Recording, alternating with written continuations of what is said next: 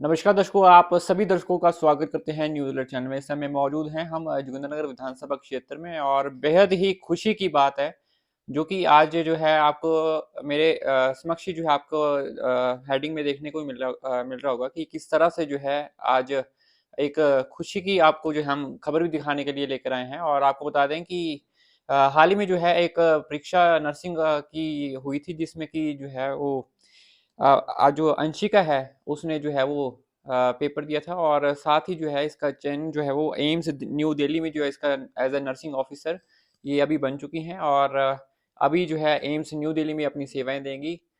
तो चलिए जानते हैं इसकी पूरी विस्तृत में जो है इसकी कहानी कि किस तरह से जो है ये अपने इस क्षेत्र में जो है वो अपनी जो मेहनत है इसकी वो उसके बारे में थोड़ा सा हम जानेंगे।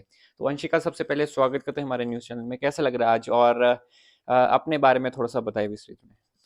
Thank you for welcoming me and giving me this opportunity. So, my name is Anshika Thakur, and recently I have just passed out in February 2025 from my college near Chowk at Government Nursing College, Sri Lal Bahadur Shastri Government Medical and Hospital. और उसके बाद ही मैंने घर आके अपनी preparation start की थी। तो जो एग्ज़ाम जिसके बारे में ये बात कर रहे हैं, तो वो नॉर्सेट 9 का एग्ज़ाम था। अभी रिसेंटली सितंबर में ही हुआ है वो एग्ज़ाम। तो वही क्लियर करके मैंने ऑल इंडिया रैंक 124 लिया है और मुझे एम्स दिल्ली अलॉट हुआ है। ओके, तो मैं आपसे जानना चाहूँगा कि आपकी जो है आपने शिक्षा आपने कहाँ से ग्रहण की है और स्टार्टिंग का सफ़र आपका कैसा रहा?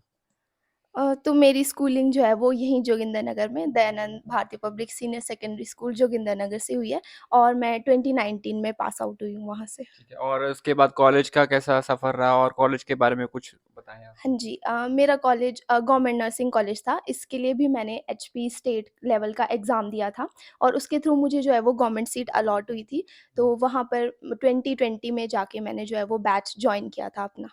हाँ जी। ठीक है, और मेरा प्रश्न रहेगा आपसे कि आपने जो है नर्सिंग ही क्यों चुना?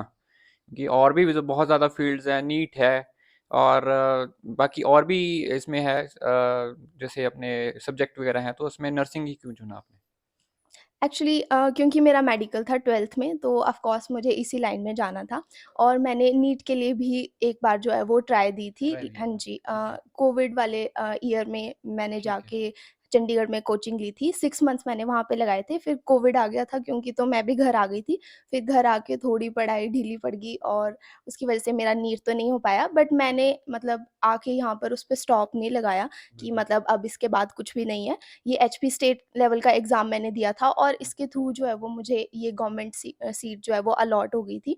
और अब मुझे ऐसा लगता है कि आगे आने वाली जनरेशन जो भी है, मैक्सिमम जो है वो नीट की प्रिपरेशन कर रहे हैं, जो भी बिल्कुल, मेडिकल बिल्कुल। वाले बच्चे हैं। जिनका नहीं होता है वो सोचते हैं कि इससे आगे कुछ है ही हुँ, नहीं, मतलब ऐसे करके। बट मतलब नर्सिंग एक बहुत अच्छी फ़ील्ड है। लोग ऐसा सोचते हैं कि बहुत ज़्यादा है इसमें हुँ, हुँ, और हुँ। भेड़-चाल है या प्राइवेट में जो है वो हुँ, अच्छा हुँ, हुँ। नहीं है इसका स्कोप। बट मैं पर्सनली ऐसा बोलना चाहती हूँ कि मतलब कोई भी फ़ील्ड हो, अगर आप उसमें अपना बेस्ट हो तो आप बड़े से बड़े लेवल पे जा सकते हो। तो जैसे मैंने ये एम्स की परीक्षा देके ये सीट लिया, वैसे आने वाली जनरेशन भी ऐसा कर सकती है। ठीक है। आपके परिवार में जो है इस सफ़र का जो है कितना योगदान रहा उसके बारे में थोड़ा-सा? पूरा जितना मेरा था बराबर उतना ही मेरी फैमिली का भी रहा है। सबका, मेरी मम्मा का, मेरे पापा का, मेरे भाई का डेफ़िनेटली।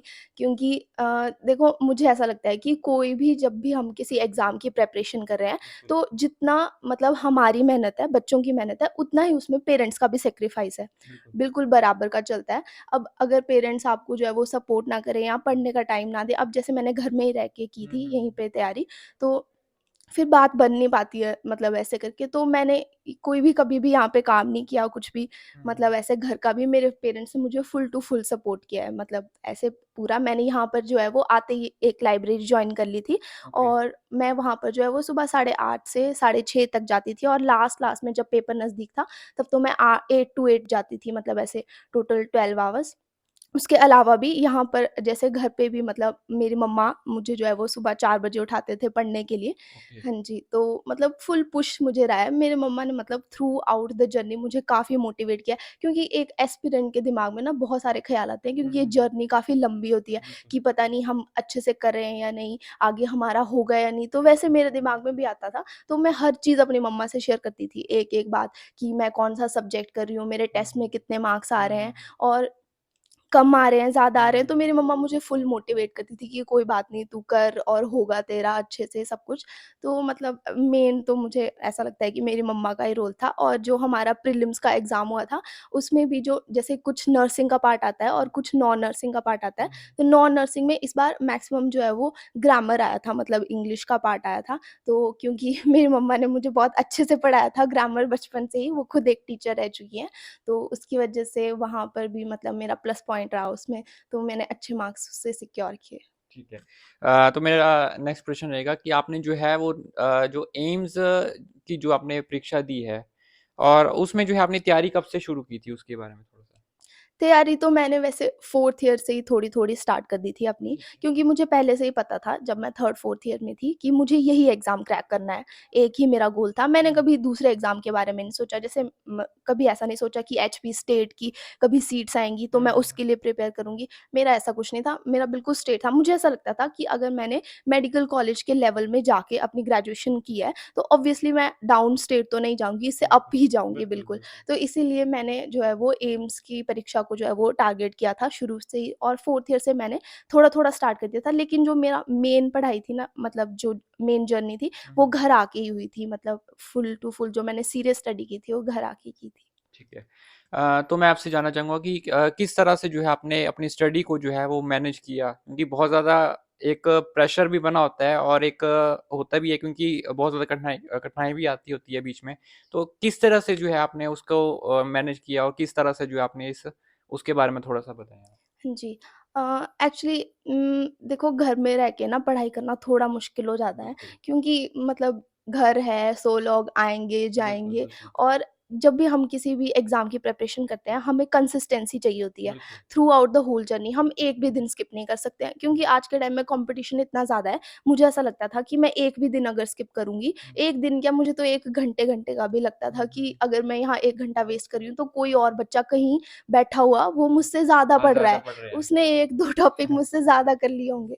तो बिल्कुल होता है ऐसा। मुझे ऐसा था कि मैं अपनी कंसिस्टेंसी किसी भी हालत में ब्रेक नहीं कर सकती हूँ, इसीलिए मैंने अपनी लाइब्रेरी जॉइन कर ली थी, तो वहाँ से मेरा रूटीन सेट हो गया था। चाहे घर में कोई आ रहा है या नहीं आ रहा है, मुझे उससे कोई मतलब नहीं होता था। मैं डेली अपना लाइब्रेरी जाती थी, और इसी तरह जो है वो कंसिस्टेंसी मैंने अपनी मेंटेन रखी थी। इवन कि संडेज़ को भी, कोई फेस्टिवल हॉलिडेज़ हो, हुँ, हुँ, हुँ। मैंने एक भी दिन कभी भी कोई ब्रेक नहीं लिया हुआ है। मतलब ऐसे कंटिन्यूअसली पिछले 8-9 महीने का, जैसे मैं फ़रवरी से स्टार्ट हुँ, किया था घर आके, तो मुझे 8-9 महीने का एक भी दिन का कोई हिसाब नहीं है कि मैं अपनी पढ़ाई से अरे-परे ज़रा-सी भी एक भी दिन हुई होंगी। तो मतलब मुझे तो ऐसा लगा जब मेरा रिज़ल्ट आया था कि पिछले 8-9 महीने का मतलब मुझे कोई भी हिसाब नहीं है। वो तो जिस दिन मेरा रिज़ल्ट आया था, उस दिन मुझे रात को नींद ही नहीं आई थी। मैं यही सोच रही थी शुरू से लेके एंड तक कि कैसे एक-एक दिन मैंने मतलब जोड़-जोड़ के बिल्कुल, आज बिल्कुल। मैं यहाँ तक पहुँची हूँ। बहुत अच्छी बात है। अच्छा मेरा नेक्स्ट प्रश्न रहेगा आपकी कौन-कौन सी जो विषय में जो है सबसे ज़्यादा चुनौतीपूर्ण रहा उसके बारे में? एक्चुअली इसमें सब्जेक्ट्स तो वैसे बहुत ज़्यादा हैं, हुँ, और प्रीलिम्स और मेंस 2 इसमें जो है वो स्टेजेज़ होती हैं एग्ज़ाम्स ओके, की। ओके। तो जो प्रीलिम्स होता है उसमें नर्सिंग का भी पार्ट आता है, जिसमें कि हमारे सारे मेन सब्जेक्ट्स हैं, मेडिसिन है, सर्जरी है, हुँ, पीडियाट्रिक्स है, हुँ, साइकेट्री है, कम्युनिटी है, हुँ, और साथ में ओबीजी है, हुँ, ऑब्स गायनी है, हुँ, और माइनर सब्जेक्ट्स भी हैं हुँ, कुछ, माइक्रोबायो या बायोकेमिस्ट्री करके। हुँ, तो और नॉन नर्सिंग का भी हुँ, पार्ट है। तो मुझे दोनों को थोड़ा बैलेंस करने में थोड़ी-सी तो दिक्कत आती थी, पर मैंने शुरू से जो है वो अपना फ़ोकस मेजर सब्जेक्ट्स में ज़्यादा रखा था हुँ, अपने नर्सिंग वाले पार्ट में, क्योंकि 80% सिलेबस वहीं से ही आता है। हुँ, हुँ, हुँ। और नॉन नर्सिंग पार्ट में तो मैंने जैसे बताया कि मेरी मम्मा की वज़ह से मेरी काफ़ी हेल्प हो गई थी, क्योंकि थोड़ा मेरा इंग्लिश, कंप्यूटर, ये सारी चीज़ें और मैथ्स वग़ैरह, मैंने 11th में जो है वो मैथ्स भी रखा था, हुँ, मेरा हुँ, कंबाइन था मतलब ऐसे करके, तो वहाँ से भी मुझे काफ़ी हेल्प हो गई थी। ठीक है। मेरा प्रश्न रहेगा अगला और आपने जो है सेल्फ स्टडी की है या कहीं से कोचिंग ली है इसके रिगार्डिंग या उसके बारे में थोड़ा-सा? जी।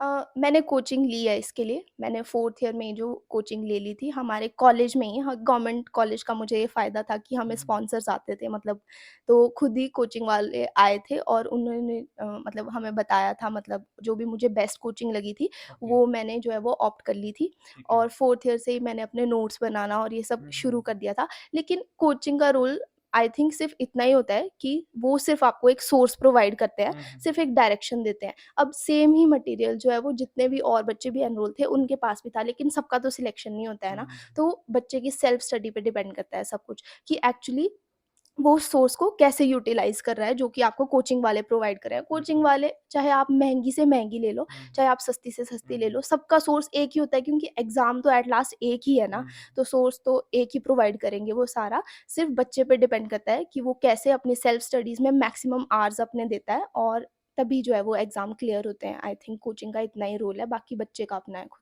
ठीक है। स्कूल्स डेज़ में या कॉलेज डेज़ में ऐसा कोई आपका फ्रेंड सर्कल, फ्रेंड्स ज़ोन ऐसा कुछ बना हो, उसके बारे में थोड़ा-सा बताएँ? और कैसा जो है वो अनुभव रहता है कॉलेज टाइम के लिए और स्कूल टाइम्स में? क्या वो दिन जो है वो वापस नहीं आते हैं? और कुछ एक मोमेंट भी होगा आपका, जो आप हमारे दर्शकों के साथ शेयर जो है वो करना चाहेंगे? मैंने अपनी एक्चुअली स्कूल लाइफ भी फुल एन्जॉय की है, पढ़ाई भी की है, डांस में भी मैं पार्टिसिपेट करती हुँ, थी, हुँ, हुँ। डिबेट कॉम्पिटिशन्स में, स्पोर्ट्स में, जितना भी होता था, मतलब मैं ओवरऑल हर जगह थोड़ा-थोड़ा अपना हाथ रखती थी। ऐसा नहीं था कि सिर्फ़ एकेडमिक्स में ही मैं फुल हुँ, थी। हुँ, तो मतलब ऑल राउंडर मैं अपना हर तरह से रखने की कोशिश करती थी, और स्कूल में काफ़ी अच्छे दिन मेरे हुए हैं। ऑफ़ कोर्स स्कूल लाइफ़ कभी वापस नहीं आती। जब मैं हुँ। स्कूल में होती थी तो मैं ऐसा सोचती थी, मैं तो स्कूल छोड़ना ही नहीं चाहती हूँ, इसके बाद मैं क्या करूँगी? बिल्कुल। मेरे दोस्त मुझसे अलग हो जाएँगे, मतलब बहुत चीज़ें होती थी। हुँ, और सेम जब मैं कॉलेज में गई तो वहाँ पर भी मेरा काफ़ी अच्छा फ्रेंड सर्कल था।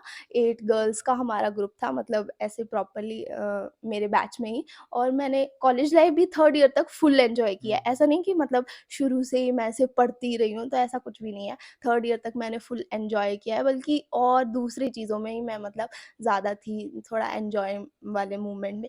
क्योंकि मुझे ऐसा लगता है कि ये वाला टाइम भी हमारा वापस नहीं बिल्कुल, आता है। बिल्कुल। जैसे बच्चे मुझे अभी से ही मैसेज करते हैं कि हमें हुँ, फर्स्ट ईयर से तैयारी करनी है, तो मैं उनको तो ऐसा बोलना चाहूँगी कि थोड़ा आप देखो तो सही कॉलेज लाइफ़ क्या है, उसकी डिमांड क्या है, बिल्कुल। कैसे इमोशनली, मेंटली, फिज़िकली आपसे वो डिमांड हुँ, करती है हुँ, चीज़ें। हुँ, और फिर अगर आप 4th ईयर में आते हो, फिर आप तैयारी शुरू कर दो। हुँ, ऐसा भी नहीं कि मतलब फुल ही आप मज़े ही करते रहोगे। तो देखो आज के टाइम में कॉम्पिटिशन बहुत है, आपको बिल्कुल, एक कदम आगे ही रह के जो है वो अपनी तैयारी करनी पड़ेगी। बिल्कुल। अगर मैं वेट करती कि मैं ग्रेजुएशन कंप्लीट करूँगी और उसके बाद अपनी तैयारी शुरू करूँगी, तो डेफ़िनिटली मेरा फर्स्ट अटेम्प्ट में कभी भी क्लियर नहीं होता, क्योंकि एग्ज़ाम का सिलेबस भी बहुत ज़्यादा है हुँ, और कॉम्पिटिशन भी ऑल इंडिया लेवल पे है। हुँ, हुँ, तो इसीलिए मैंने एक कदम मैं आगे ही थी, मैंने हुँ, 4th ईयर से ही अपनी प्रिपरेशन प्रॉपर्ली स्टार्ट कर दी थी। हुँ, और जब मैं 4th ईयर में मैंने स्टार्ट किया, फिर मैंने वो जो भी फ्रेंड सर्कल या हुँ, जो फिर हुँ। वो मैंने थोड़ा कम कर दिया था, मतलब फिर मैं अपनी पढ़ाई पे ही जो है वो मैक्सिमम अपना टाइम देती फ़ोकस, थी, फुल ठीक मेरा है। फ़ोकस वहीं से ही था। तो ऑफ़ कोर्स आप कॉलेज लाइफ़ भी एन्जॉय करें, स्कूल लाइफ़ भी एन्जॉय करें, लेकिन जब पढ़ने की बारी है, हुँ, फॉर एग्ज़ाम्पल